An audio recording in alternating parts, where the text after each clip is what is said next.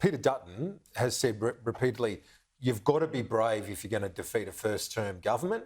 Let's see. I mean, maybe it's not the GST, maybe it's not an overhaul of the whole box and dice, but he needs something to get the attention. Well, it will be interesting to see what plays out. So it comes off the back of this budget where in the lead up to it, all the indication from Jim Chalmers was there would not be any more income tax cuts.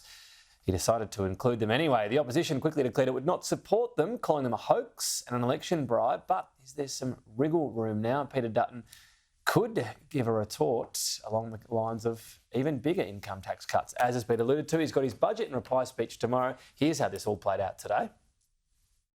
Today they will have to vote on whether they support Australians earning more and keeping more of what they earn, which is what our agenda is. Be thankful, because 70 cents a day is coming your way in 15 months' time. To vote against this legislation would be to stand against more cost of living relief that Australians need and deserve. What these, this ridiculous policy, which has clearly been put there for no other reason than for electoral purposes. It is a budget for the prosperity and security of 2 people and their jobs. They are saying no 3 times in 3 years to 3 tax cuts, Mr Speaker. And this makes the choice at the election abundantly clear. I guess part of the question comes, Angira. Angus Taylor, one of his initial responses was to call it an election bribe. If you go bigger, isn't that just a bigger bribe? Or is what he says a few hours after the budget, forgotten about? The big promise becomes what we talk about anyway. Well, I think the argument might be from Angus Taylor, if they do go bigger, that, this is a meaningful change. So even if it is a bribe, it's making a difference, whereas this is just $5 off a week. It's just a little sweetener that won't change anything in people's lives.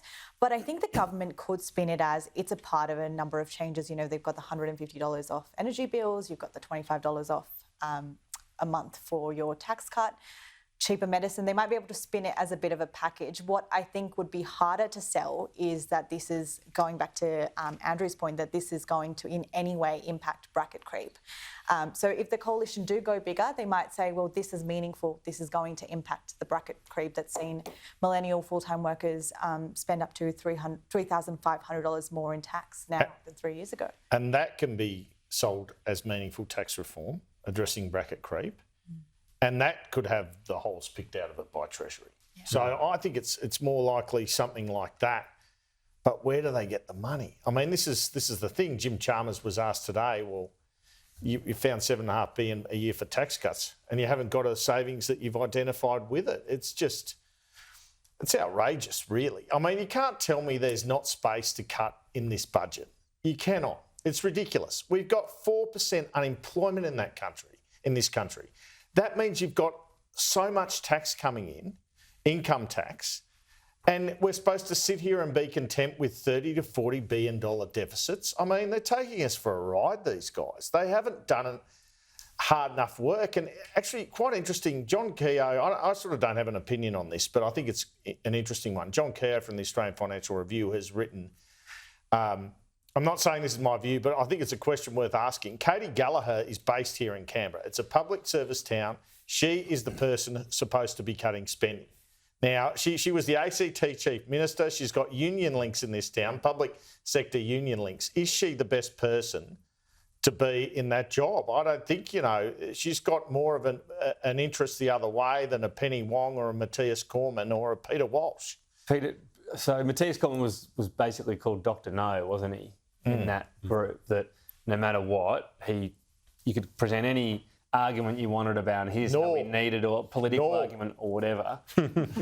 So that's the mark of the finance. It's quite an odd day, isn't it? When the day after the budget, and to me it still feels like a holding pattern because we're waiting for the budget reply. Yeah. This is one of the most anticipated budget replies that I can remember in the long time that I've been here. This is going to be so important that to set the argument up for the campaign, for Peter Dutton to seize a bit of momentum. And, you make some really valid points, both of you, in terms of where did they go? Could they have gone harder, the government? But then as we look to what's next in this political battle, where does Angus Taylor, Jane Hume and Peter Dutton, where do they get the lower deficit, get the lower debt, boost defence spending, have the nuclear plan, and match tax. Because defence spending they want to put up, there's the planes which might cost more. Let me put this to you. They could well do it, but I think he's going to have to be super brave and have a crack. They're going to get attacked pretty hard for whatever numbers they come up with, and they just need to face facts around that. They need to take the gamble. Look, listening to you, I think it's pretty apparent we're in the campaign. What we are covering right now is the campaign. Whether or not he's been to the Governor-General or not, we are right in the middle of a campaign. Whether Parliament's sitting or not, the campaign is underway.